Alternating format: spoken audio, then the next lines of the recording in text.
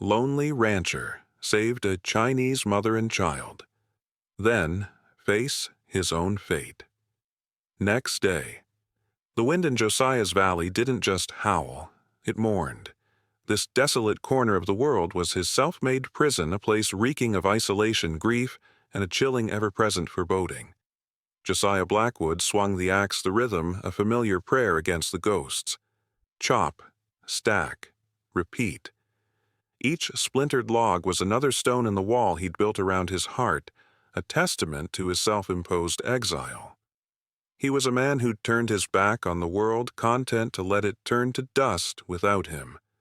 But memory was a relentless tracker. He saw them in the dying light, his wife's smile, his daughter's laugh. A life he'd failed to protect. A debt he could never repay. Then a sound tore through the twilight, not the cry of a beast, but the raw terror of a human voice. He froze, axe held high. The ghosts of his past had just been joined by the demons of the present, and out here there was nowhere left to run. What would you do if your deepest regret came screaming back for you? Smash that, like if you're ready to ride into the storm with Josiah and drop a comment with your answer below. The scream ripped through the morning wind again, thinner this time, frayed by the blizzard's teeth. For a heartbeat, Josiah Blackwood did not move. He was a statue carved from regret, the axe still held high. To answer that cry was to invite the world back in the world of pain, of failure, of promises shattered like ice on a river. The ghosts in his head screamed louder than the wind, a chorus of warning. Don't. You know how this ends. You know the price of hope. He had paid it once before, paid it with everything he had, and the debt still haunted the hollows of his soul. But then the sound changed. It was smaller now, the desperate plea of a child. That was the sound that broke him. The axe fell from his numb fingers, sinking into the snow-dusted chopping block with a dull thud. He didn't feel the cold. He didn't feel anything but the phantom weight of a small hand that had once slipped from his own. He turned toward the cabin, his movements stiff, mechanical. The wall around his heart, built log by painstaking log over a decade of silence, had just been breached. Inside, the air was warm with the smell of pine smoke and solitude. He ignored it. His rifle, a well-oiled 1873 Winchester, came off the wall pegs with familiar ease. From a chest he pulled a lantern and a flask of whiskey, not for courage but for the cold. As he lit the wick, the flame threw his shadow vast and distorted against the cabin walls. It looked like the shadow of a better man, a man who still tried. Was he that man anymore? He stepped into the swirling vortex of white, a single point of wavering light against an infinity of darkness. The wind was a physical thing, a solid wall of ice and fury that stole his breath and tore at his coat. Snow sharp as sand scoured his face.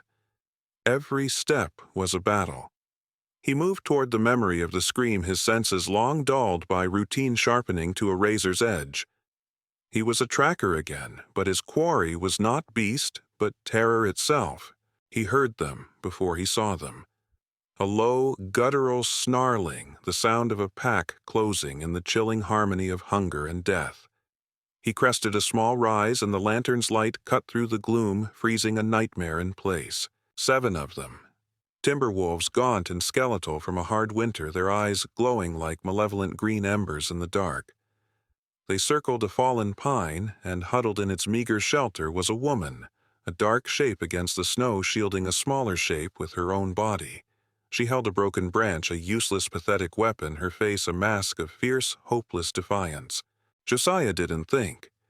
The soldier in him, the part he had tried to bury, took over. The rifle butt found his shoulder with a familiar comfort. The first shot was a clean, sharp crack that ripped through the storm's howl. The lead wolf, the alpha, crumpled without a sound, a dark stain spreading on the pristine snow. Chaos erupted. The pack, broken from its hypnotic circle, scattered. 2 turned to fight, lunging through the blizzard. Another shot. A yelp of pain. The world became a blur of muzzle flashes, snarling jaws, and the acrid smell of gunpowder freezing in the air. He was not a hero saving the innocent. He was a machine of grim, efficient violence, paying an old debt with hot lead. When silence fell again, it was heavier, more profound than the storm itself. 3 wolves lay dead. The others had vanished back into the white hell from which they came. Josiah stood for a long moment, the rifle barrel smoking his breath, pluming in the frigid air. The ghosts were quiet now, momentarily silenced by the roar of the gun. He lowered the weapon and walked forward, his boots crunching in the blood-stained snow. The woman had not moved. She was still crouched over her child, trembling violently. As his lantern light fell upon her, she looked up. Her face was pale, streaked with tears and dirt, her eyes wide with a terror that hadn't faded with the wolves' retreat. It was a terror now directed at him. "Are you hurt?" His voice was a harsh rasp, rough from disuse. She shook her head, pulling the child tighter. The little girl, no older than 5, peered out from behind her mother's arm, her dark eyes huge and bottomless. He saw the thinness of their clothes, the exhaustion etched onto their faces. They wouldn't last another hour out here. "My cabin," he grunted the words, feeling foreign on his tongue. "It's close. You can't stay here." He offered no comfort, only the hard practical truth. He turned, expecting her to follow. When she didn't, he looked back. She was still frozen, caught between the memory of one monster and the reality of another, a strange armed man appearing from a blizzard. He sighed, a sound of profound weariness. He walked back and knelt, keeping a careful distance. "They'll be back," he said, his voice softer this time. "And more of them. You come with me. You'll be safe." Safe. The word tasted like a lie. He hadn't kept anyone safe in a long, long time. But as the little girl's shivering intensified, he knew he had to try. He had to. This was his chance, dropped from a violent sky, to face the ghosts and not flinch. Finally, the woman gave a slow, hesitant nod. She stood, pulling her daughter with her. She looked at him, 1,000 questions in her haunted eyes, but she asked only one, her voice a fragile whisper against the wind. "Why?" Josiah looked at the small, trembling child, and for a fleeting, agonizing moment he saw a different face, a different set of eyes. He looked away, his jaw tight. "I owe a debt," he said, and started walking back into the storm. The journey back was a silent battle against the wind's white rage. 3 shadows bent against the storm, fighting for every step. Josiah led the way, a human snowplow carving a path through the maelstrom, the lantern in his hand, a fragile, defiant star. He did not look back. He could feel their presence behind him, 2 small, desperate souls clinging to the thread of his grim purpose. He was no savior. He was just a ghost leading other ghosts to a temporary grave. The cabin appeared suddenly a darker rectangle in the swirling chaos, a single orange eye of a window promising a world away from the cold. He pushed the heavy plank door open, and a wave of warmth and the scent of wood smoke washed over them, a forgotten benediction. He ushered them in and barred the door. The sound of the heavy wooden bolt sliding home was a note of finality. Outside, the storm shrieked, a beast locked out of its cage. Inside, the silence was a different kind of monster, thick with fear and unspoken questions. The woman Mei Lin, she would later whisper her name to be, and her daughter An Li stood huddled by the door, their clothes dripping, their eyes darting around the Spartan room. They saw the single cot, the cold hearth now roaring to life as Josiah added logs, the rack of skinning knives on the wall. They had traded a wild danger for a domestic one, and it was unclear which was worse. Josiah moved with a gruff economy, his back to them. He was acutely aware of their fear, and it chafed at him. He was a protector, not a predator, but the language of comfort had died on his tongue years ago. "There's a chest," he rasped, pointing with the poker. "Clothes, dry ones. They'll be too big, but they're warm." He didn't mention that the clothes belonged to his wife. He didn't mention that the chest hadn't been opened in 10 years. The words were impossible stones in his throat. While they changed behind a blanket he'd hung for privacy, he ladled a thick venison stew into 2 wooden bowls. The smell filled the small space, a scent of life in a room dedicated to memory. He placed the bowls on the rough-hewn table. He said nothing. He simply sat cleaning his Winchester, the rhythmic metallic scrape of the oilcloth, a familiar grounding sound. When they emerged, dressed in his late wife's homespun dress and a shirt that swallowed the little girl whole, a pang sharp and unexpected lanced through Josiah's chest. For a disorienting moment, the firelight played tricks on his eyes, and he saw 2 other figures, 2 other ghosts sitting at his table. He blinked, and they were gone. He saw a long, shallow scratch on Anli's forearm, beaded with blood from a thorn bush. Before he could stop himself, he rose. He retrieved a small tin of salve and a clean rag. Maylene tensed her body, becoming a shield in front of her daughter. "It'll fester," was all Josiah said. He knelt before the child. Anli flinched, but held still, her gaze fixed on his weathered face. As Josiah gently cleaned the wound, his large, calloused fingers were surprisingly tender. He felt the child's fragile bones beneath her skin, the delicate pulse in her wrist. And the world fell away. He was back in another time, another life, dabbing a similar salve on a scraped knee. He heard his daughter's giggle, saw his wife's loving smile from the doorway. The memory was so vivid, so violently real, that his hand trembled. A single hot drop of water fell onto the back of his hand. He didn't know if it was from the melting snow in his hair or from some deeper, forgotten wellspring of grief. He finished his work and stood abruptly, turning his back on them, retreating to the safety of the shadows. He could feel Maylene's eyes on him, a gaze that held not just fear, but a flicker of understanding, a shared knowledge of loss. Hours passed. The stew was eaten in silence. The storm began to tire its fury, softening into a low, mournful moan.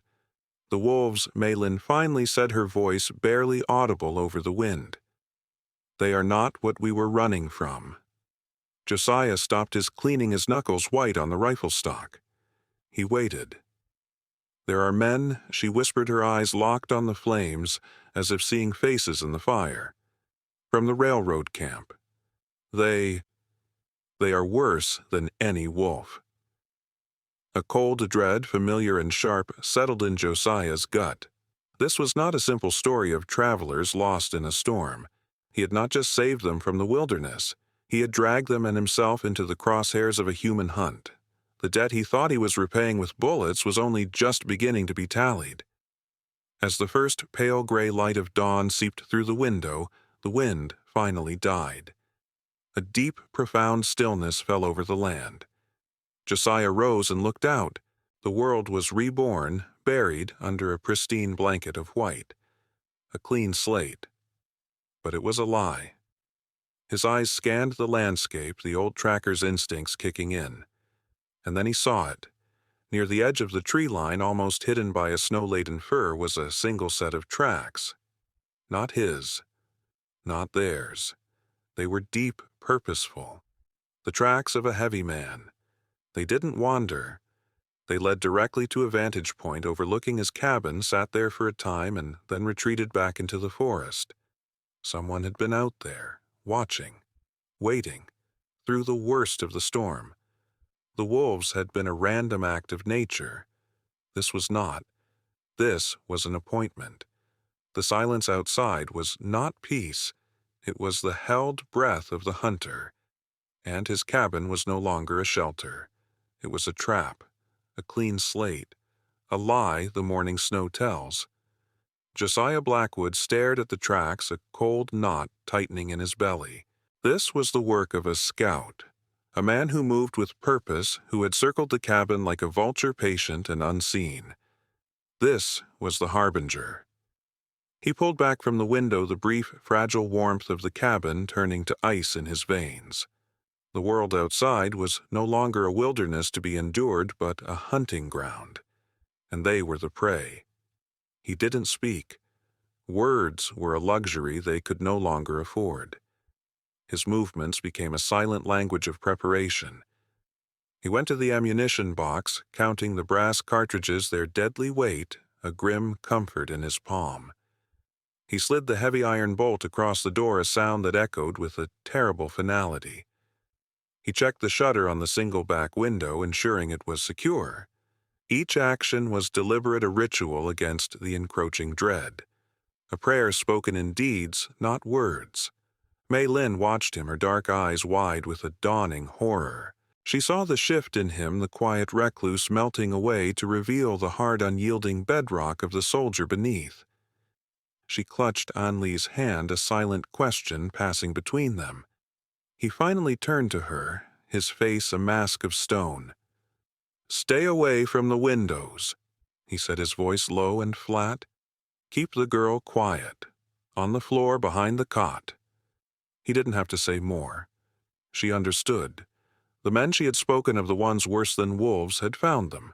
The waiting was the purest torture. The morning sun climbed higher, streaming through the grimy window pane, illuminating the dust motes dancing in the air like tiny, oblivious spirits. Outside, the snow-laden pines stood as silent, indifferent witnesses. It was a beautiful, peaceful morning. A perfect day for a killing. Then a sound. The soft, rhythmic crunch of many boots on fresh snow. Josiah moved to the wall, peering through a small crack between the logs. They came out of the tree line not as a chaotic mob, but as an organized, disciplined force. A posse. 10, maybe 12 men armed with rifles and a cold, shared purpose. They spread out, forming a loose, inescapable semicircle around his cabin. Leading them was a man with a broad chest and a face that seemed perpetually locked in a sneer. He wore a fine coat out of place in this wilderness and carried himself with the unearned arrogance of a petty king. This had to be their leader, the alpha of this human pack. The man stepped forward, stopping 20 yards from the door. He cupped his hands around his mouth. "Josiah Blackwood," the voice boomed, falsely jovial. "It's Silas Kane from the railroad. We tracked a couple of strays up this way. A Chink woman and her whelp. Seems they caused some trouble back at camp. You seen 'em?" The racial slur dropped, so casually hung in the frigid air, a poison dart. Josiah felt Mei Lin flinch behind him. He remained silent, a shadow within the shadows of his home. "Don't be a damn fool, Blackwood." Kane's voice hardened, the friendly veneer cracking. "We know they're in there. My scout tracked them right to your door. Send them out now and we'll overlook the fact that you're harboring company property." Property. The word ignited a cold fire in Josiah's soul. He thought of the ghosts that lived with him in this cabin, of a wife and daughter who were more than property, who were his whole world, torn from him by a violence he had been powerless to stop. Never again. The vow was a silent thunder in his mind. This was his line in the snow. This was the hill he had been waiting a decade to die on. He moved to the door, his Winchester held loosely at his side. He didn't open it. He spoke through the thick wood, his voice a low growl that carried with surprising force. "They're not property. They're people." A ripple of surprise went through the posse. Silas Kane let out a short, ugly laugh. "People, last I checked, this was white man's country, old man. You been up here alone too long, forgot the rules. That woman is a thief and a liar. The girl's a half-breed nuisance. They don't belong here. Now send them out before my men get impatient." Josiah glanced back. He saw An Li's small face, pale with terror, peering from behind the cot. He saw Mei Lin, her expression not of a thief, but of a cornered mother lion ready to die for her cub. He saw his second chance. He pressed his eye back to the crack in the door, his gaze locking on Silas Kane. "They are under my protection." Josiah said each word a chip of granite. "You hear me, Kane? They're not coming out." He paused, letting the weight of his decision settle over the silent clearing. "You want them, you'll have to come through me." A tense, dangerous silence followed. Silas Kane's face darkened into a mask of pure fury. The game was over. The pretense was gone. This was no longer a request. It was a siege. He gave a short, sharp nod to the man beside him. Crack. The world exploded in a spray of splinters. A rifle shot slammed into the door inches from Josiah's face, a violent, deafening exclamation mark at the end of his defiance. The talking was done. The battle had begun. The world exploded in a hailstorm of noise and splintered wood. Josiah was thrown backward from the door, the force of the rifle volley a physical blow. The air, thick with the scent of pine, was now choked with the bitter perfume of gunpowder. The cabin, his silent, stoic tomb for 10 long years, shuddered around him, groaning like a dying animal. Bullets punched through the walls, angry hornets that ripped through his meager belongings, shattering a tin cup, tearing through a bearskin rug, violating the sacred quiet of his solitude. He didn't feel the sting of a stray splinter that grazed his cheek. He only felt a cold, clarifying rage, a rage he had not felt since the day he'd lost everything. He scrambled on the floor, his movements low and fluid, the muscle memory of 100 forgotten battles taking over. "Get down, stay down," he roared, not looking to see if Maylene and Anli had obeyed. He knew they had. He could feel their terror, a cold spot in the chaotic room. He crawled to the far wall, pressing his back against the rough-hewn logs. The shooting stopped as suddenly as it had begun. The silence that rushed in to fill the void was worse. It was a calculating silence, a predator's pause. They weren't just shooting wildly. They were testing him, probing his defenses. He edged toward the small shuttered window at the back, risking a glance through a narrow slit. He saw them moving with a practiced military precision, taking cover behind trees, creating a perimeter. This wasn't the work of an angry mob. This was the work of a hangman's crew. Silas Kane ran this posse not with rage, but with purpose. A floorboard creaked behind him. He spun the Winchester, coming up in a single fluid motion, his finger tightening on the trigger. Maylin stood there, her face a pale oval in the gloom. Anli was huddled behind her, clinging to her mother's leg. Maylin did not flinch from the rifle barrel. Her gaze was steady, her fear now eclipsed by a profound, heartbreaking resolve. "You are a good man," she said, her voice a soft, steady anchor in the violent aftermath. The words struck Josiah harder than any bullet. "No," he rasped, his eyes still scanning the tree line. "Good men don't end up here." "You fight for strangers," she insisted, taking a small step closer. "You bleed for us. You must know why." He finally looked at her, truly looked at her. He saw the story she had been holding back, a terrible weight in the depths of her eyes. He gave a single curt nod. He deserved to know what he was dying for. "My husband," she began, her voice dropping to a conspirator's whisper. "His name was Lao Gan. He was an engineer. He drew the plans for the trestle bridge in the canyon." She paused, gathering her strength. "Mr. Kane gave him the orders. Use cheaper steel, use older wood. Save the company money." But the money did not go to the company. It went to Mr. Kane's pocket. Josiah felt the cold knot in his stomach tighten. It wasn't just racism, it was greed, the oldest and cruelest of sins. Lao Gan knew the bridge would not hold. Maylene continued, her voice trembling with a remembered fury. "He said it would be a coffin for 100 men when the first train crossed. He would not do it. He kept a record, a ledger. He drew pictures, wrote down the numbers, the proof of Mr. Kane's theft, his crime." She looked toward the door as if she could see Silas Kane standing there, his shadow falling over them all. He was going to take it to the marshals. But Mr. Kane found out. There was an accident at the work site. A rope snapped. My husband, he fell. But I saw Anli, and we saw Mr. Kane's man on the ledge above, with a knife. The story hung in the air, a ghost more terrible than any Josiah had ever known. This was not a posse.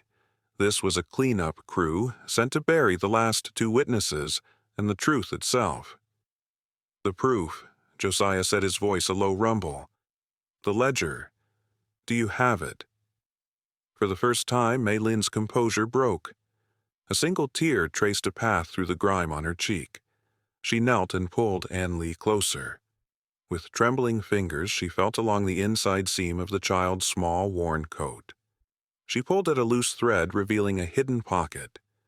From it, she drew a small book wrapped in oilskin. It was no bigger than a man's palm. So small a thing to carry so much death. The innocence of the child was their only shield, the truth of a man's murder stitched into the lining of her coat. The weight of it all settled on Josiah, a crushing, unbearable burden that was somehow lighter than the weight of his own past failures. He was no longer just protecting a mother and child. He was guarding the truth. He was the last line of defense against a massacre yet to come. Blackwood. Kane's voice boomed from outside, laced with a new and terrifying patience. We know you're a stubborn old goat. We can wait. We've got all day. Josiah moved back to his peephole, his heart a cold, heavy drum. But I don't think your firewood will last that long. Kane continued, his voice taking on a sinister, almost gleeful edge. And we'd be more than happy to help you warm the place up. Josiah's gaze followed the direction of Kane's voice. His blood ran cold. Two of the possemen were walking back toward the cabin. They were no longer carrying rifles. One was carrying a torch. The other was rolling a barrel that smelled faintly of kerosene. They weren't going to wait him out. They were going to burn him alive. Kerosene. The smell, sickly sweet and thick with the promise of annihilation, began to seep through the log walls. It was the scent of a conclusion, the scent of an ending written in fire and ash. Josiah Blackwood watched through the crack as the man with the torch laughed, his silhouette a dancing demon against the pristine snow. They were enjoying this. The thought sent a shard of ice through his veins, extinguishing the last embers of fear and leaving only a cold, hard diamond of resolve. He would not burn, he would not let them burn. Not this family. Not again. A static defense was a grave. He knew this from a dozen forgotten firefights, from battles fought in places just as hopeless as this. To stay was to die. He turned from the wall, his eyes sweeping the small claustrophobic space. His gaze moved past the cot, the hearth, the table. His entire world a 10 by 10-foot cage of memory and regret. And then he saw it. A pile of old, moth-eaten furs in the far corner, a space he hadn't touched in years. Beneath them a slight unevenness in the floorboards. The cellar. It was a memory from another life, a life of laughter and a larder stocked with preserves. A place his wife had called her own. He hadn't dared to look inside since the day he'd returned to an empty home. It was a tomb within a tomb. Now it was their only hope. He moved with a sudden desperate urgency, kicking the furs aside. He knelt, his fingers tracing the outline of a trap door he had forgotten he'd even built. Here he hissed to Mei Lin, his voice a low, urgent command. There's a way. Maybe. He pulled a heavy skinning knife from his belt and jammed the tip into the seam, prying with all his strength. The wood groaned, a sound of ancient protest that seemed impossibly loud in the tense silence. Outside, he heard the heavy slosh of more kerosene being splashed against the back wall. They were soaking the cabin. Boxing him in. How much time did they have? A minute less. They mean to burn us, Mei Lin whispered, her voice a thread of pure terror. She was clutching the oilskin-wrapped ledger to her chest as if it were a holy relic. Let them, Josiah grunted, putting his shoulder into the effort. The wood splintered. Let them burn the ghosts. With a final agonized shriek of old nails, the trapdoor gave way. He pulled it open, revealing a square of absolute blackness that smelled of damp earth, of stone, of time itself. It was the smell of the grave, and the smell of escape. It's a root cellar, he explained, his breath coming in ragged bursts. There's a vent. An old air shaft I dug to the creek bed. It's small. It might have caved in, but it's all we have. He looked at her, his eyes burning with a fierce protective light. The girl first. Then you. I'll be right behind you. Do you trust me in the face of imminent fiery death? Mei Lin looked at this heartbroken man who had appeared from a blizzard, who had bled for her, who had chosen to stand against a dozen rifles for a family that was not his own. She saw the ghost of her husband's courage in his eyes. She gave a single, sharp nod. Cain Josiah roared, moving to the front of the cabin to buy them a few precious seconds. You yellow-bellied coward, you won't even face me. He fired a single shot through the wall, high and wide, a final act of defiance to draw their attention. He heard them laugh outside. The fools. He scrambled back to the hole. Now he took An Li from her mother. The child was rigid with fear but silent. He lowered her into the darkness, into Mei Lin's waiting arms. He saw Mei Lin settle the child on her hip, her other hand still clutching the ledger. Go, he commanded. Don't stop until you hit the end. If it's blocked, dig. As Mei Lin disappeared into the earth, Josiah paused. He took the half-empty flask of whiskey from his pocket. He ripped a strip of cloth from a nearby blanket, feeding it into the neck. A crude fuse. He wedged the flask between two logs near the door, a final spiteful farewell. He took one last look at the room. The cot where his daughter was born. The hearth where his wife had warmed her hands. A decade of ghosts now condemned to the flames. He felt a pang of sorrow but no regret. His place was no longer with the dead. His place was with the living. He swung his legs into the hole and pulled the heavy trapdoor down, plunging the world into a suffocating, pitch-black silence. He heard the scrape of the wood settling into place above him. He heard the muffled, triumphant shouts of the men outside. Then he heard a new sound, a sound that chilled him to the bone. A low, hungry whoosh. The sound of a torch meeting kerosene. The world above him was igniting. He was trapped. Trapped in a tight, dark tunnel with no way back and no certain way forward.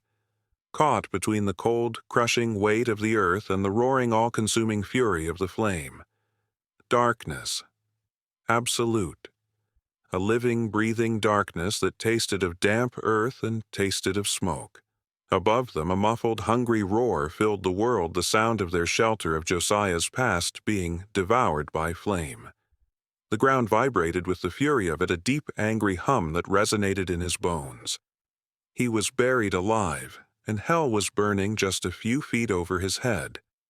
Panic, cold and sharp, threatened to claw its way up his throat.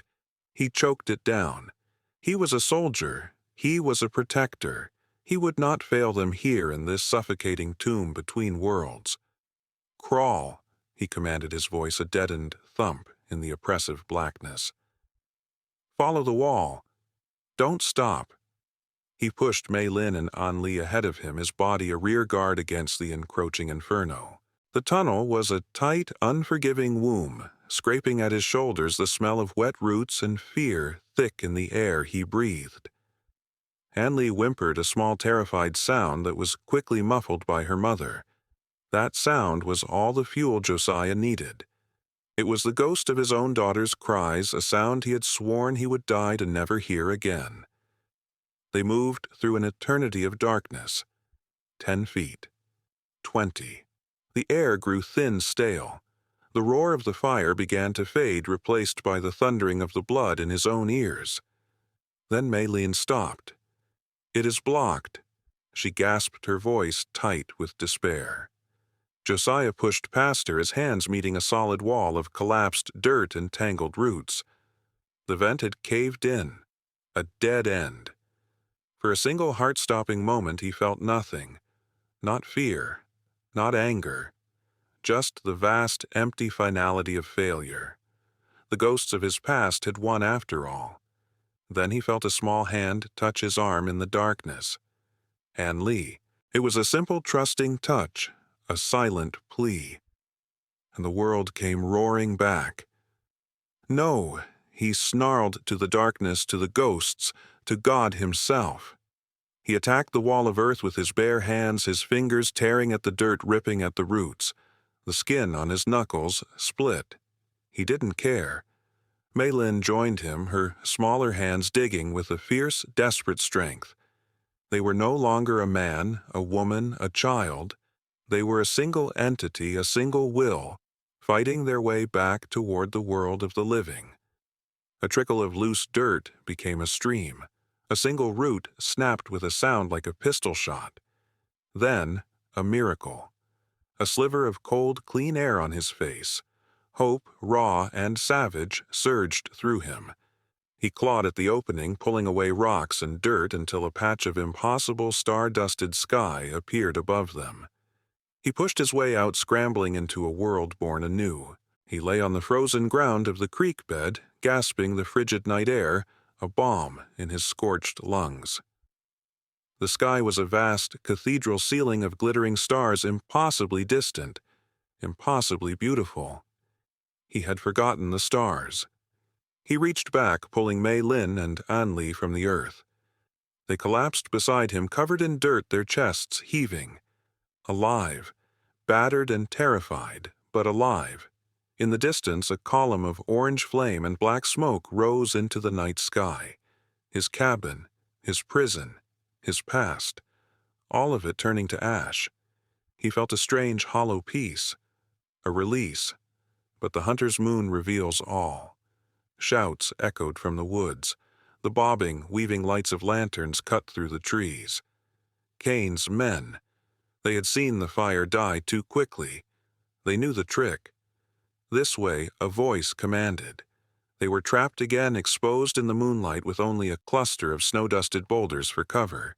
Cain and 3 of his men burst from the trees, their faces demonic in the lantern light. They raised their rifles, cornering their prey. Clever Blackwood Silas Cain spat, his voice dripping with venom. Real clever, but your bolt hole just leads to your grave. He leveled his rifle at Josiah's chest. This was it, the end of the line. Josiah moved, placing his body in front of Mei Lin and An Li, a final futile act of defiance. Drop it, Cain. The voice was not Josiah's. It came from the shadows behind the posse, calm and steady. A young man stepped into the light, a deputy's star glinting on his chest, a shotgun held with unwavering certainty. It was the hesitant one from the siege miller. And he was not alone.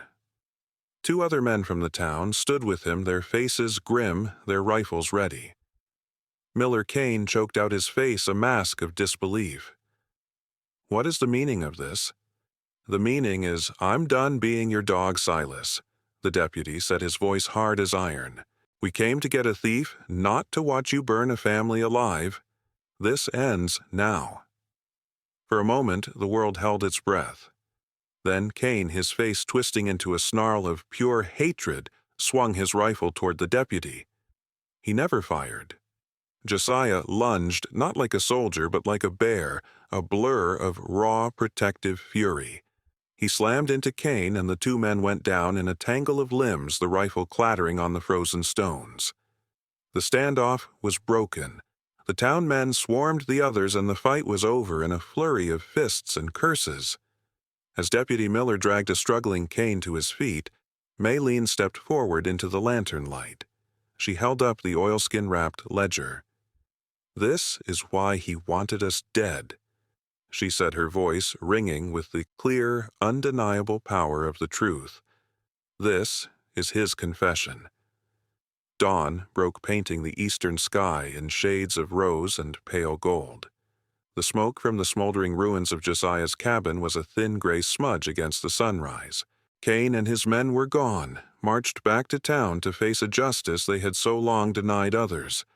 Josiah, Mei Lin, and An Li stood on the ridge watching the light reclaim the valley. He had a new wound on his cheek, a dozen new bruises, but the old weary weight in his soul was gone. The cabin, Mei Lin said softly, "Your home. It is gone." Josiah looked at the ashes at the grave of his former life. Then he looked at her and at the small girl who now stood unafraid by his side. He was no longer a hermit haunted by ghosts. He was a man with a reason to build again. It was just wood and memory. He said, a faint, tired smile touching his lips for the first time in a decade. A home is something you carry with you. He looked out at the vast, sun-drenched wilderness stretching before them, a world of possibility. I reckon it's time we find a new place to build. A better one. Maylene met his gaze, and in her eyes he saw not a stranger he had saved, but the promise of a future. Together, the three of them turned their backs on the ashes and walked into the morning light.